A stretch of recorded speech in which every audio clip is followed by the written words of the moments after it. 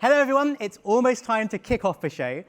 Okay, so I'm going to see you all in just a few minutes to officially kick off the show, but before that, I made something late last night that I wanted to share with this amazing community just to warm up the crowd for a bit of fun. What if this nerdy engineer could rap? Well, with AI, I can finally bring my vibes in my mind to life. I wrote the lyrics myself, so no LLMs for that, but I can now augment my human creativity with AI to give me a voice that can actually sing to get this show started. Now, all the visuals in the video are real-world web AI client-side demos shared by the community over the years. Are you ready to hear it? Yeah. Hey, excellent. Yo. Welcome everyone to the second Web AI Summit. All of you here, I know you're gonna love it. My name's Jason Mays, that Web AI guy at Google, and I'm about to drop a beat to show you how to keep your AI usage frugal with the power of client-side AI. You gonna look pretty fly, giving users real-time results and total privacy, so they can be who they wanna be while keeping costs real low, but ensuring those tensors still flow. Check it out, Web AI is on the rise. Since 2017, we've been working on this dream. Check out the new kid on the block. Web AI's gonna make your AI rock. I started this summit back in 22 to share knowledge between Google, me and you. Going from just 10 engineers to 1K in just a couple of years. Our model and library usage has grown real fast too. From 1 mil to 1 bill yearly downloads in 4 years. It's a total blast. Woo! Check it out, Web AI is on the rise. Since 2017, we've been working on this dream. Check out the new kid on the block. Web AI's gonna make your AI rock.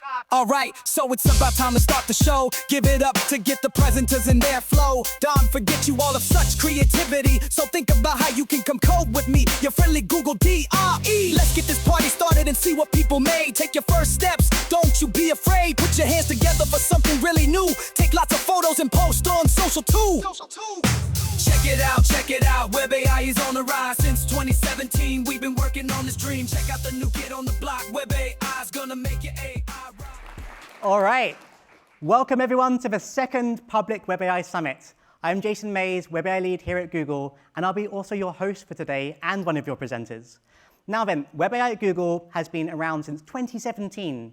I actually started this summit back in 2022 internally to share knowledge between Googlers working in this field, going from around just a few of us from just 10 of us to over 1,500 Googlers in just a couple of years. And in that time, we've managed to make usage of Web AI models and libraries grow really fast from 1 million yearly downloads in 2019 to over 1.2 billion only 4 years later. That's a 1,000x growth, which is really incredible organic growth. And from these humble beginnings, we've arrived here today as we enter our 4th year of the show, making the summit public for the second ever time. And I'm pleased to say we've doubled in size since last year to bring together even more great minds working in this space from all around the world, but also here at Google and beyond too. Now, in fact, a quick show of hands if you came last year or you've seen me somewhere on a stage before. Oh, excellent, excellent. Good to see you return. Thank you so much for coming back. And what can you expect today? Well, you're going to hear from a whole bunch of great presenters from over 20 teams and individuals across companies who are already using Web AI today. My hope is that by sharing knowledge, we can accelerate the rate of innovation for AI in the JavaScript community, for using AI on the client side. So, if you're new to the community, I made a little video to give you the vibes for what's been going on over the last few years, as it might surprise you how far client-side AI has actually come. Let's roll that video. Hello everyone, I'm Jason Mays, Web AI lead at Google, for our teams that focus on the art of running machine learning models client-side in a web browser. I made a prediction that websites of the future may need to be AI agent compatible, such that you could talk to them naturally to perform any of the tasks that they support to get useful work done faster. In 2024, the Web AI community progressed towards a smarter web to show you a glimpse of a possible future of the internet itself. Or what about going from idea to prototype faster in our new collaboration with Hugging Face for a taste of the future where you can talk to Visual Blocks, our low-code framework, and have it build a pipeline for you in seconds using our latest research publication. It does what you see. It puts all these tracking points on a face and it can track it with and without glasses. It has an incredibly high frame rate, even in JavaScript and even in browser. So we've been looking at using satellite as well as drone and UAV imagery to recognize objects. We can send a link to any patient, whatever their PT has them do. We can count their reps, we can show them the ROM gauge. Whisper WebGPU, which enables multilingual transcription and translation across 100 different languages. Last year, we partnered with several major beauty brands to bring their products to users' mobile browsers. I made a Web AI DJ in just one day that works with public APIs for music services. Everything here is running entirely locally on my laptop's GPU, meaning there'll be no inference costs involved. By performing background blurring on the client side via Web AI, that cost goes away. There are very few opportunities in one's life to be at the beginning of a new era like this, because everyone watching here has a chance of a lifetime to shape the future of this fast-growing space. And I hope all of you will join me on this adventure.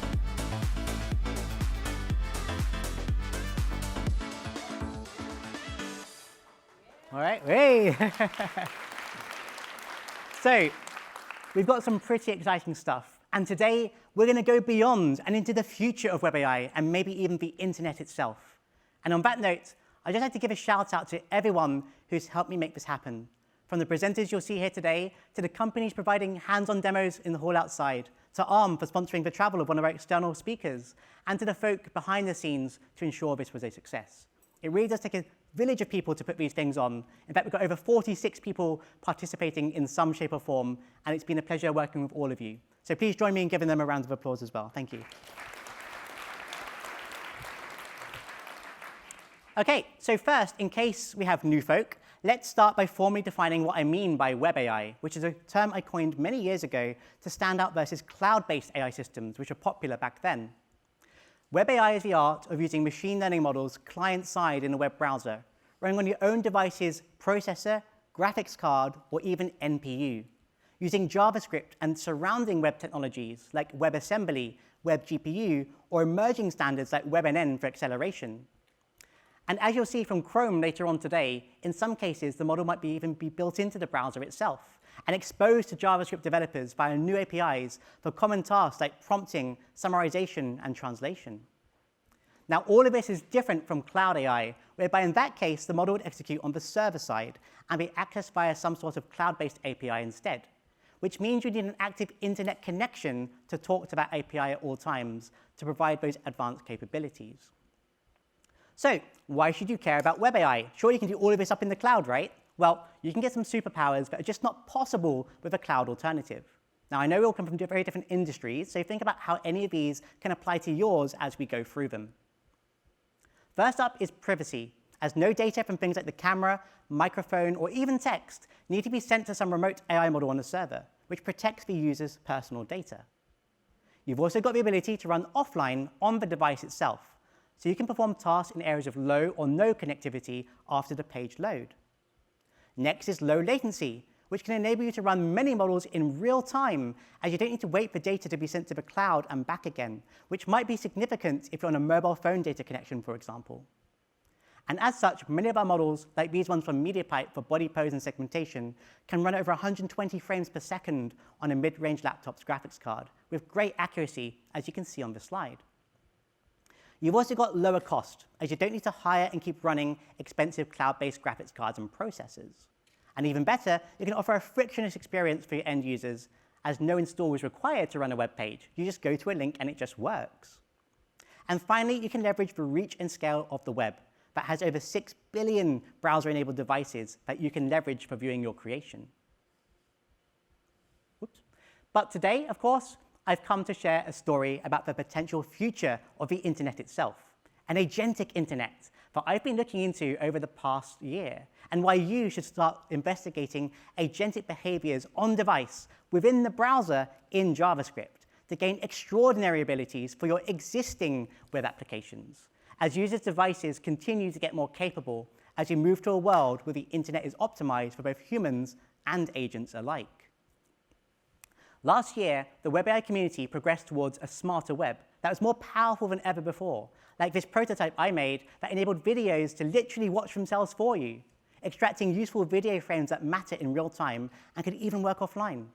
Here, you can see I asked it to find the frames with the words Jason Mays contained within them, or a person standing on a plane, which is one of my hobbies when I'm not nerding out on WebAI. And sure enough, it extracts them along the bottom for me, entirely client-side, no server calls needed. But this, while smart, was not an agentic behavior. So what's an agent?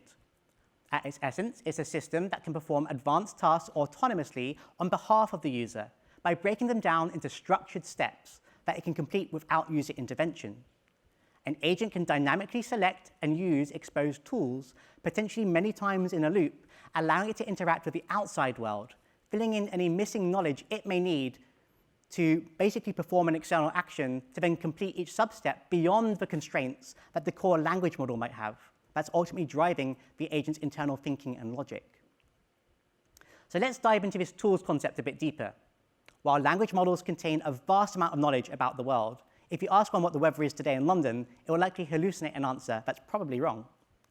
So instead, you can expose a tool that fetches the current weather for a given city from some API that the language model can actually choose to call with the inputs it needs to get up-to-date weather information that it can then use the response of in its own contextual history to perform the task correctly. Tools allow the language model to bridge the gap between itself and the outside world. An agent can potentially use many of them to interact with various external data and services, unlocking more powerful actions that can be used to solve the goals set. In the example shown here, it illustrates potential tools you might expose for a holiday planning agent. And common types of tools include calling a function to perform some task, or taking an action via an extension to use an API, or fetching relevant contextual information from, say, a vector data store. Next, with regards to the language models used, this could actually be one or more LLMs, or even multimodal models to understand inputs beyond just text, that are all capable of following instruction-based reasoning. Now then, if multiple models are used, the orchestration layer might decide which one to delegate to for the current subtask being performed. Essentially, an agent can plan and define subtasks that need to complete a job, and then it will choose the appropriate tools to use at each step, whose output can then be used as extra context in memory to then reason what it needs to do in future steps, in order to complete them without constant human intervention. And it might even choose to cycle through a chain of steps, potentially multiple times, breaking the task down further to eventually complete the request. So, bringing this all together, an agentic system is typically comprised of one or more language models, a memory implementation, and one or more tools it can choose to call. These key subparts are managed and coordinated by the agent runtime, or the orchestration layer, if you will. So, how does all that turn into WebAI?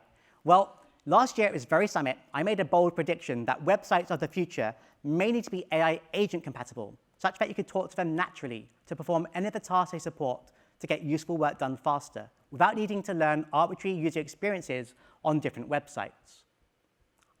If you scroll the notes, thank you. I also predicted that the sites that don't make it easy for agents to work with them may struggle to compete in the agentic AI age. Just like how we had to support mobile versions of our websites in the past to stay competitive when the smartphone was invented. Today, I'll demonstrate a WebAI prototype that I made earlier this year that puts an agentic concept into action to show you a glimpse of a possible future of the internet itself, whereby websites are designed to work interchangeably with agents and humans alike. I'll be using Google's Gemma model that you'll learn much more about in upcoming talks, and it runs entirely locally in the web browser, powered by our MediaPipe web LLM library, to show you how you can upgrade your existing sites with agentic workflows by reusing your existing code, exposed as tools that we just spoke about, that the agent can use in a low-friction manner. If all websites embrace these concepts, we could enable a smarter web for everyone. Everything you're about to see is captured in real time on a 5-generation-old NVIDIA 1070 GPU, so these things will only likely get faster with time too. In this demo, we will simulate a flight search page similar to Google Flights to illustrate how this agent could work. Let's go ahead and attempt to book a flight using the AI agent microphone button exposed, but purposely not give enough information. Hey there, I'd like to go on holiday with my friend.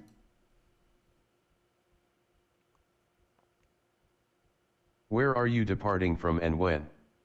Is that a one-way trip? Notice how the agent has already figured out that 2 people are likely going on this trip in the JSON output on the left. However, it also realizes that in order to use the website search tool, it needs more data to call that, so it's asked us a follow-up question too. Let's respond with what it wanted, but also include more data than it asked for to show how it can adapt to anything that the user throws at it. We'll be leaving from San Francisco, but can you pick a popular skiing destination in the French Alps for us to go to? We'll leave on the 5th of December and come back 1 week later. What is your preferred destination in the French Alps? I don't mind. You pick a town that's good for skiing in the region. So as you can see, even though I spoke to it quite a bit, it successfully extracted the data information, figured out what 1 week later actually means, and suggested the popular skiing destination of Chamonix, which is a great choice. As it knows that it now has enough information to perform a search, it goes ahead and calls my search tool with the data. Now in this demo, just for fun, I even get the LLM to generate fictional results too, just to show you how much knowledge of the world this tiny 2 billion parameter model has with no tuning. So at no point in this demo did I send any of the data back to the cloud, although in real life, a search would probably end up calling your cloud API to get the latest results from a real flights database. As you can see, it generated some realistic flight options, including some European airlines. Alright, now we've got some results, let's show how versatile this is. You know what, we had a change of plans and an extra friend is coming, and we decided to go to Tokyo instead. As this is a special trip, let's make those seats business class, baby, and change the dates to better dates in autumn. So here, I'm hoping it increments the passenger count to 3, sets seats to business, and destination should become Tokyo. I'm also hoping for some dates in the September to November range, and sure enough, it seems to have worked.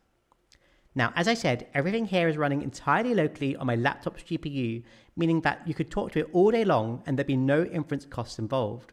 The only cost here is the initial download of the language model based on its size and the CDN provider that you're using, which is a one-off and it's cached for future page loads. All right, thank you.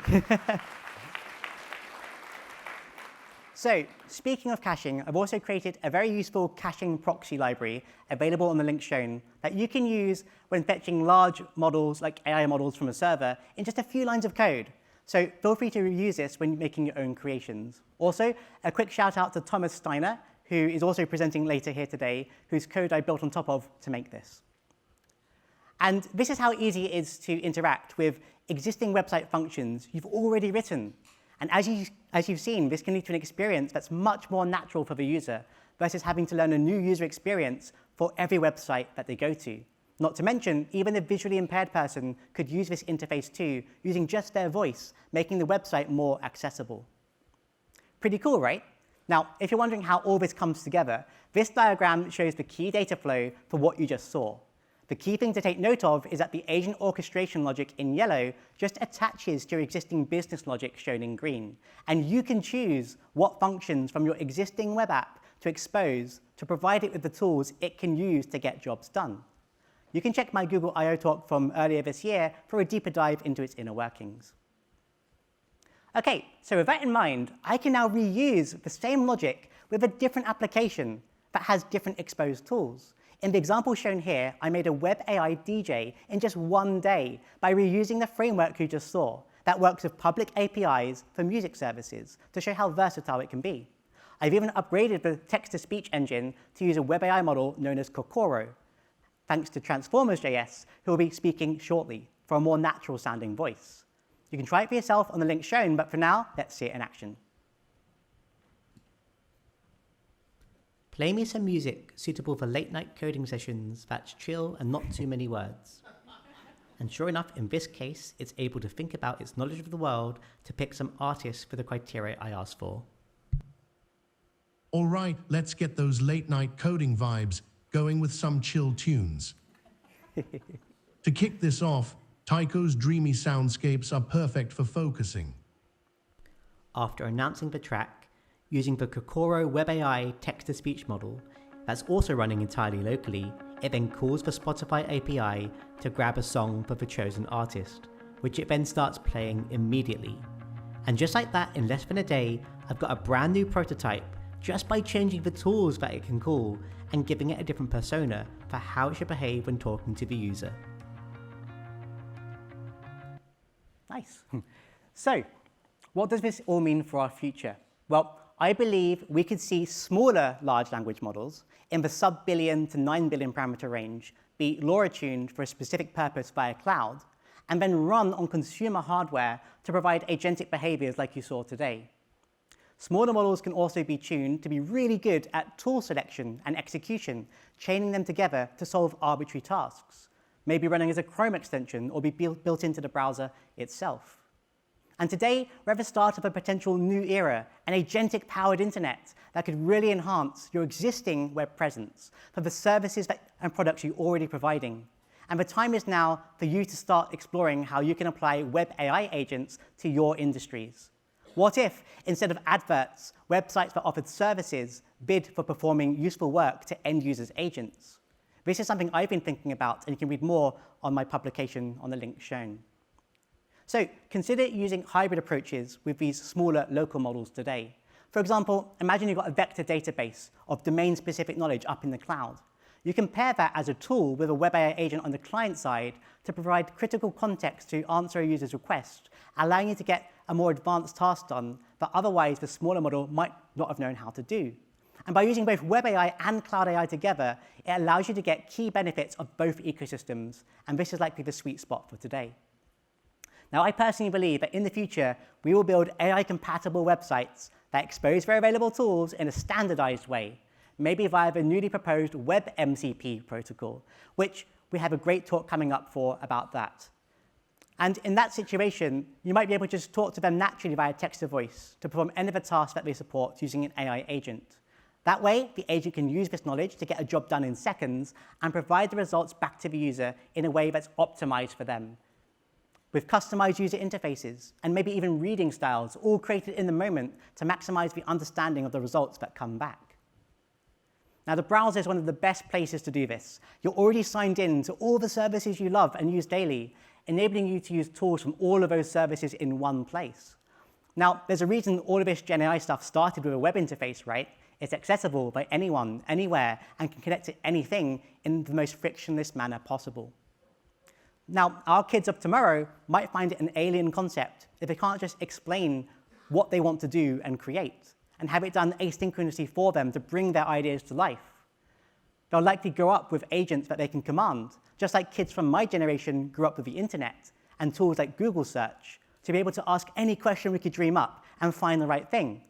But tomorrow goes beyond just finding the right thing and instead able to use what was found to take action for what you wanted to do in the first place. So I hope in this talk I've been able to provide you a tiny glimpse into the future and why you should start investigating web AI today, because everyone here in this room has a chance of a lifetime to shape the future of the industries that you're all working in. And I hope all of you will join me on this adventure, and the people in this room or viewing online afterwards might just be the people who shape the future of the internet itself. So do tag me in anything you make, and maybe you'll be presenting here next year. You can connect with me on social media or learn more using the links on the slide. And remember to use the WebAI hashtag at the event today for any of the talks that you vibed with to spread the love. Thank you, and enjoy the rest of the summit.